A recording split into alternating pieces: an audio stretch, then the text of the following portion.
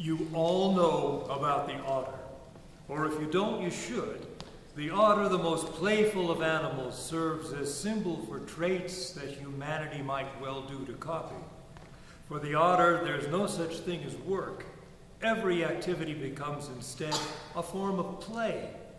It's not that an otter doesn't need to hunt for food or build a home, but everything is done as though it were kind of a game. It's all in the approach, the attitude, the desire to make life as enjoyable as possible. This is the story of one such otter.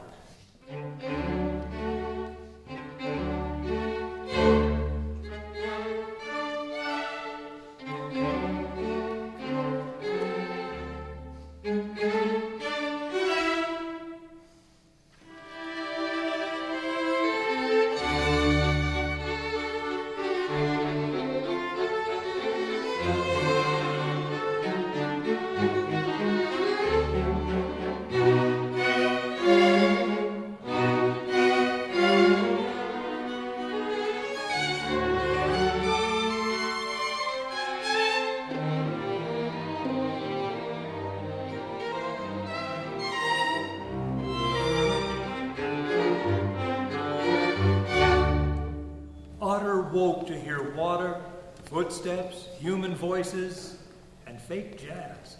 Around him were rows of store windows full of objects and pictures in bright colors, with humans going in and out. Narrow-sided chutes, like mudslides made of metal and glass, carried more humans up and down. The place looked to Otter as if it had been built by blind beavers out of their minds on putrid sockeye. Actually, it was one of those indoor malls that look and smell exactly the same, whether you're in Oshkosh, Walla Walla, Teaneck, or Rio Rancho. It was quite like the zoo. The water couldn't tell whether the humans had come to watch the animals or were themselves inside some sort of giant enclosure, providing entertainment for still other creatures. Everyone looked bored and generally uninspired.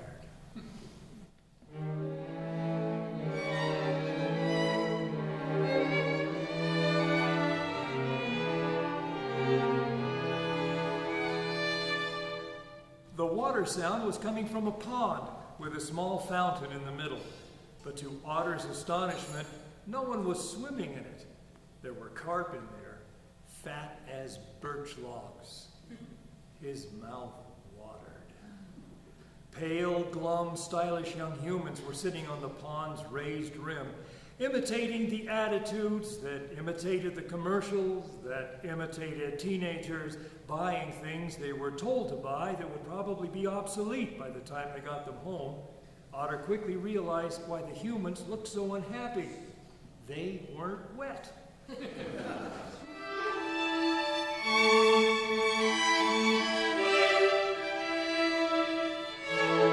Why were they given a pond full of fish if they weren't allowed to swim in it?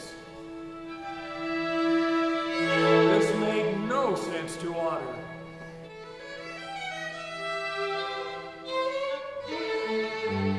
He felt compelled to show them what all this wonderful water was really for. He slid in.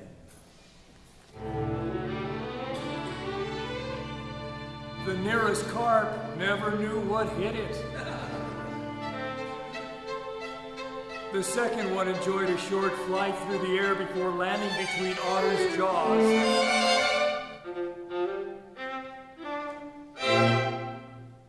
He heard loud laughter and applause from the teenagers. Turning over on his back, he saw a large pink man in a black uniform running toward him, yelling.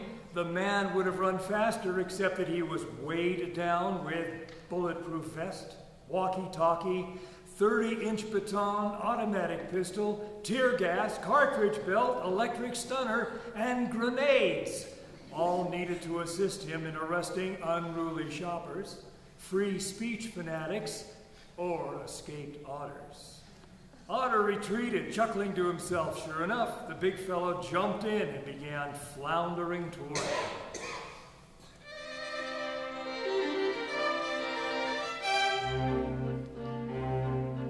Otter waited next to the jet, making rude noises and wagging a carp's head in his jaws.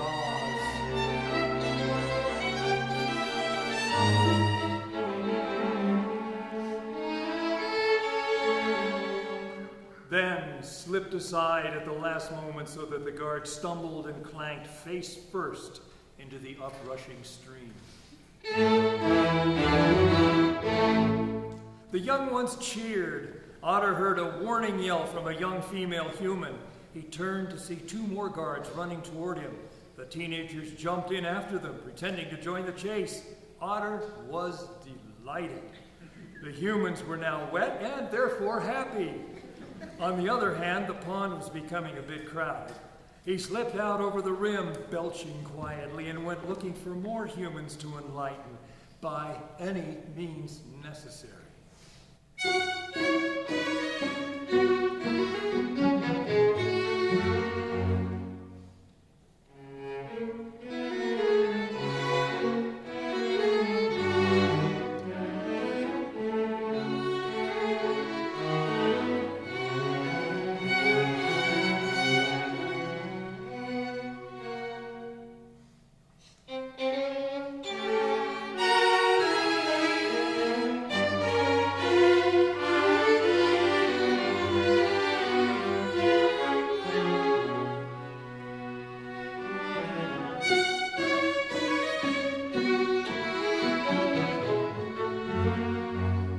Several big, squishy, bellowing men were after Otter. It was time to find another game. Just then, Otter spied something interesting.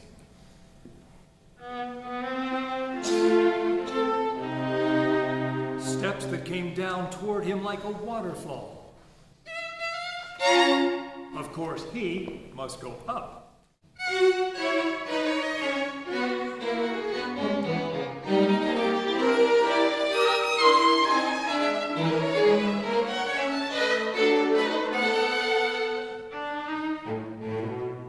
He scuttled over to the escalator and snaked between the tanned, sturdy legs of a group of middle-aged German tourists. The tourists at first politely excused themselves, then began exclaiming in annoyance and bewilderment as the soaked and clanking posse of security guards shoved past them, wetting their new casual clothes and stepping on their sensibly sandaled feet. Shocking to see the forces of order like half-crown lunatics behaving.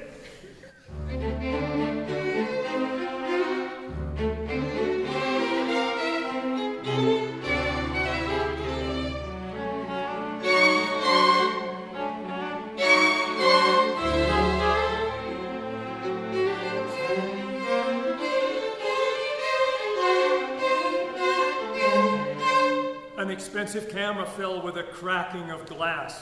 Outrage! Frightfulness! To have for this tour of great shopping malls of the USA so much spent.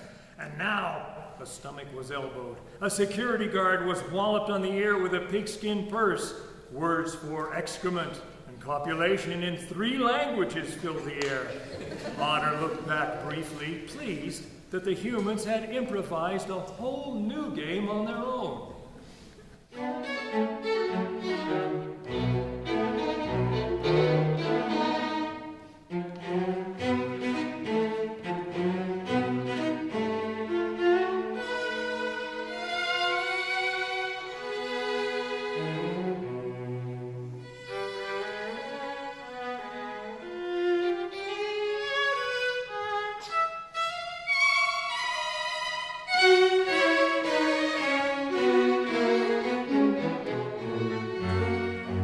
At the top of the escalator, Otter came out on a long, white hallway.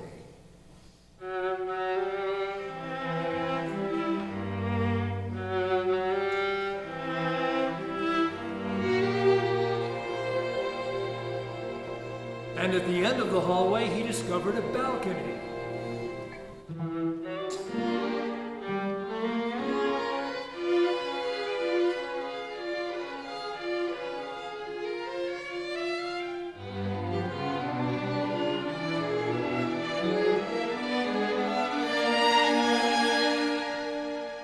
From the balcony, he looked down to see an unexpected and delightful sight. There was a river only a few hundred yards away. It was flush with spring snowmelt from the mountains. He could practically taste young trout.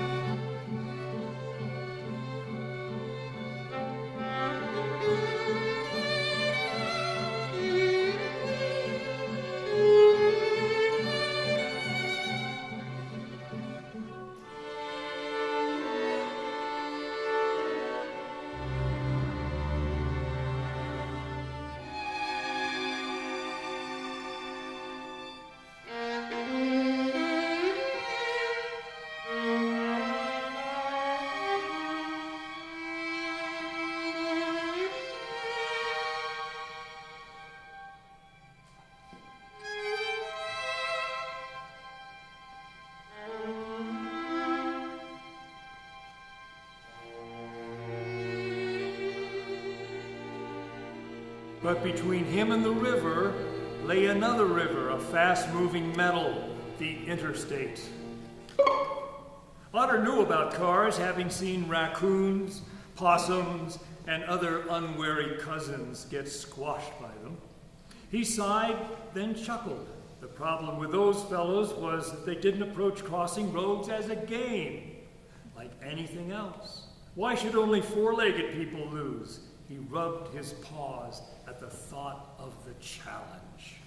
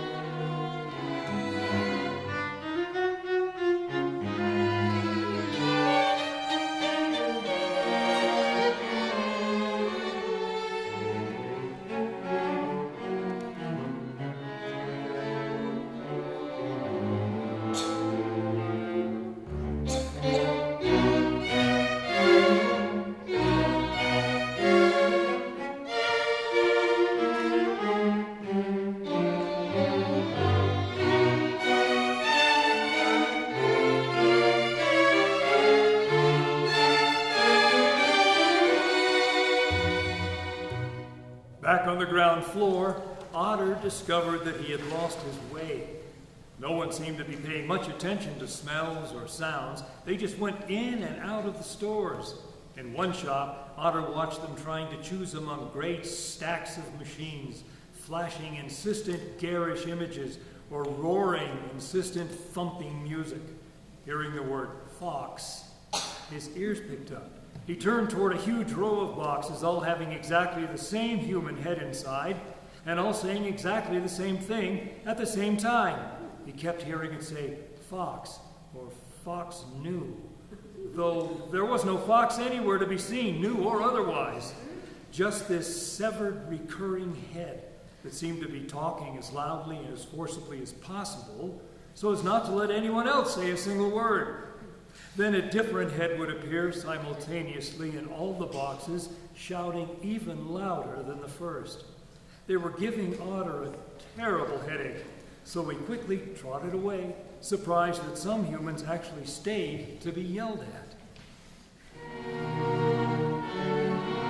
In another cubicle, sullenly wandering men turned over endless piles of pants, stacked by color and brand, but randomly as to size, desperately seeking a fit among pairs designed for rotund dwarves or emaciated giants.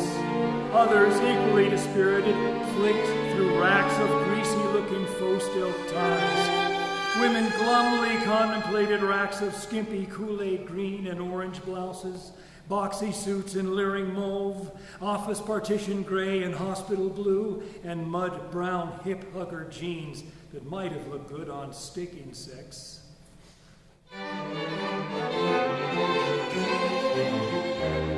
Despite how unsatisfied they mostly seemed, some people managed to corner a salesperson at a register and make a purchase.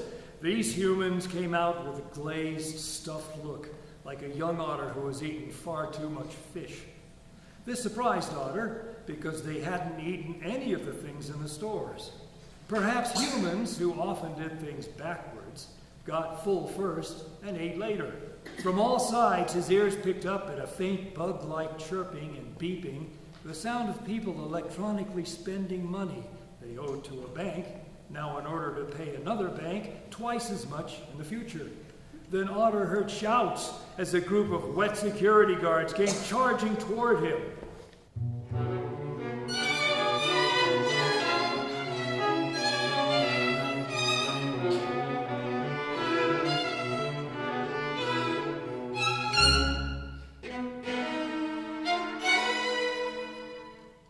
Hide and seek was Otter's favorite game, and now more people were joining in. Otter shot around a corner, then up another escalator. The loud voices were lost in the murmur of the mall.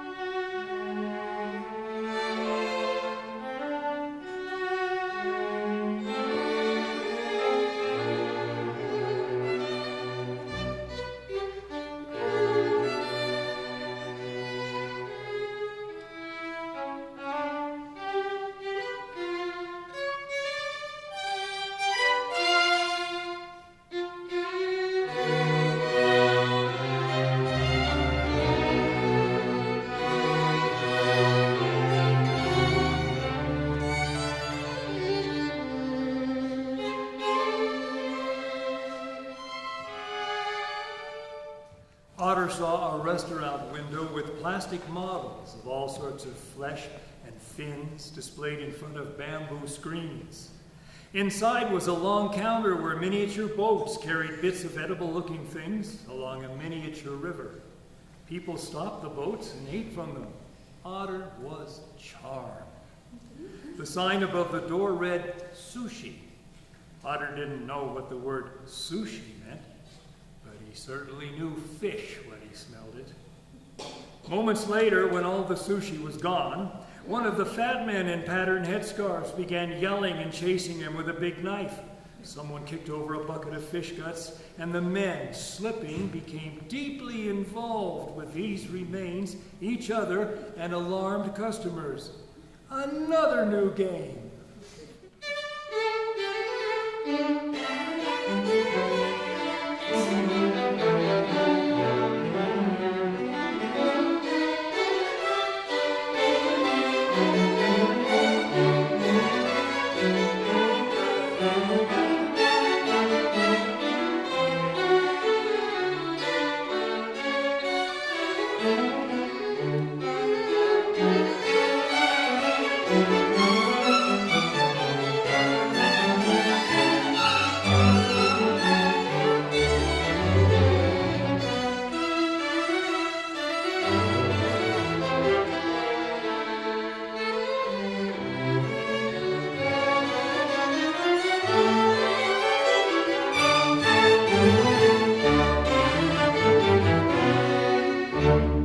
As Otter trotted along, worrying that perhaps he had been too clever for the humans seeking him, he came upon a store that looked like a good place to hide. Otter didn't notice the sign above this door that read sporting goods. This was just as well, for to an otter weren't all things in the universe sporting goods. He went inside and nosed around looking for a not too obvious spot in which to curl up.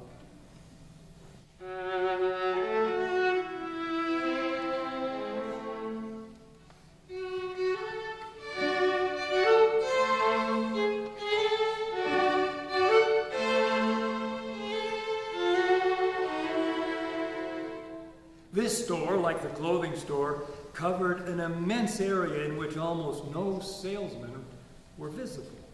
The few that could be seen wore expressions of aristocratic disdain. When questioned, they gave vague directions with a faint smile, calculated to bring the customer to a fuller consciousness of his stupidity. They were especially good at this because they were paid minimum wage. Along both sides, walls and bays were covered with masks, helmets, scary-looking assemblages of rods and grips, ominous racks of clubs and nets, fearsome knives and hatchets. Otter could see little fun in any of this stuff. Most of it looked as if it were designed to protect its users from any contact, other than murderous, with a living creature. Then, Otter's eye caught the shelf filled entirely with balls. Small red and white shiny ones, larger egg-shaped ones, enormous brown ones, and then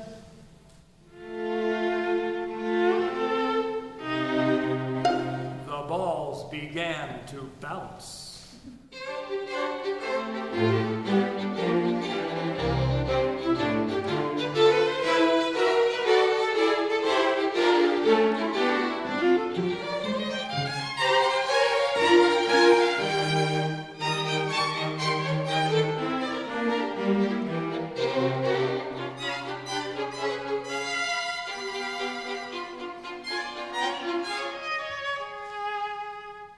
A multicolored tide of balls began to bounce and roll towards the doors of the store as Otter tried to see how fast he could empty each rack.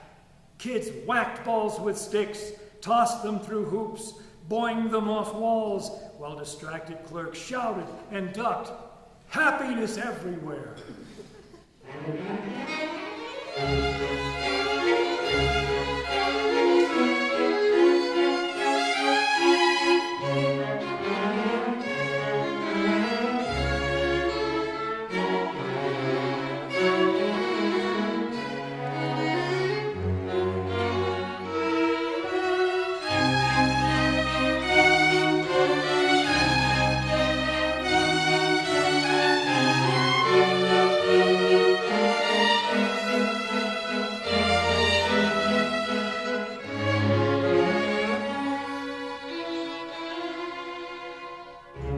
Just then, attracted by the hubbub inside the store, the security guards, the German tourists, and the sushi chefs arrived all together. There was a complicated multicultural event resembling a cross between a stormy session of the UN Security Council and a Mr. Wizard-style modeling of the principle of nuclear fission, using kumquats, firecrackers, and mousetraps. Otter, realizing that he was now too easy to find in the store, padded away unnoticed. Besides, he could see that they were enjoying themselves without him. It was time to leave this place and find a way to reach his beautiful river.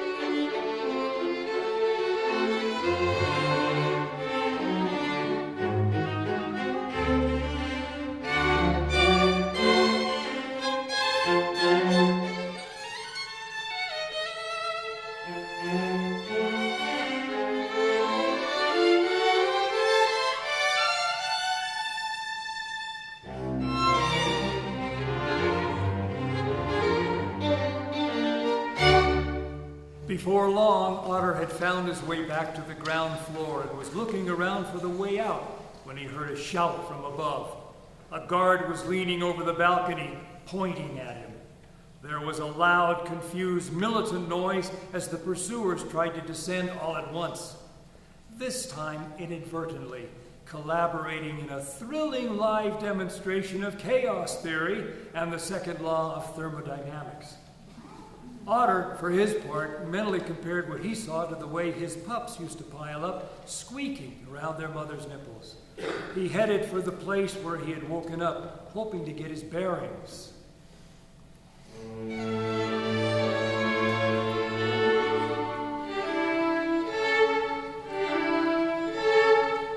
Otter then caught sight of the same pale, dark-eyed young woman he had met at the carp pool. One glance at the bloodlusty lynch mob behind him told her that Otter had been highly successful in engaging the entire mall in participatory sports. But now he seemed to need a bit of assistance. She paused, looked up for a moment, then smiled. Pulling a newspaper out of a trash bin, she then took a match folder from her pocket and struck all the matches at once with a whoosh of flame and sulfur smell that made Otter sneeze. Lighting the newspaper, she held it out toward the ceiling, where it poured gray black smoke.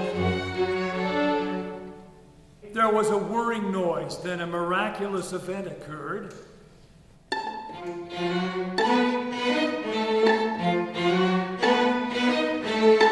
It began to rain indoors. Cascades of water began gushing from the sky ceiling, pouring over all the precious merchandise. A loud repeating honk, like a giant goose with a sore throat, sounded in every direction.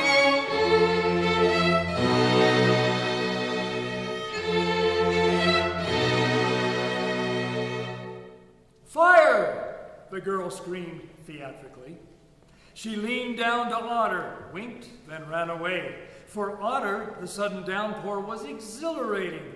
But strangely, hundreds of humans were holding shopping bags above their heads, screaming and rushing toward what must be the way out. This puzzled Otter. Anyone could see there was no fire. Fires don't happen when it's raining. Fish would come up. There would be good slides. They were wet. Why weren't they happy? Dumbfounded, Otter scuttled off after the crowd.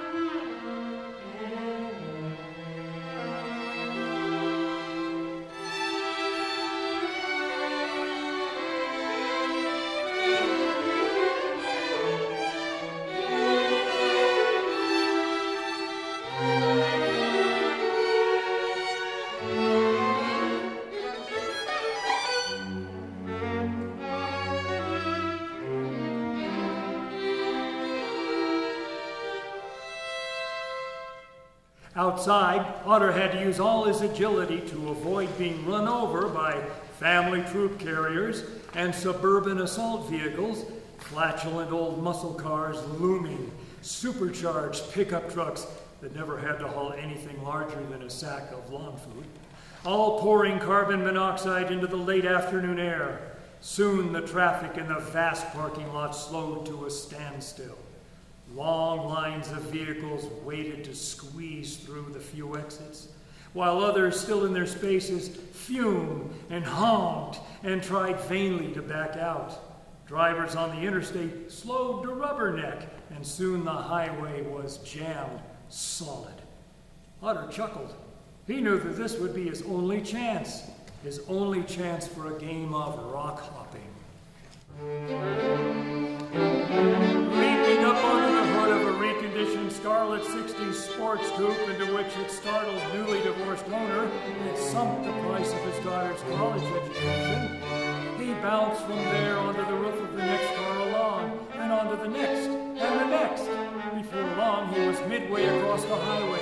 Drivers called out interesting new words as he carved his autograph into their paintwork with his claws. Bored children laughed and waved and offered him half-eaten popsicles. Father didn't have time to stop, but he was pleased to have gotten so many humans involved in the game of Cross the Highway without even having to squash any of them. 3 more roofs, skidding across the hot, shiny baked metal, and he was on the far side, scuttling under the guardrail.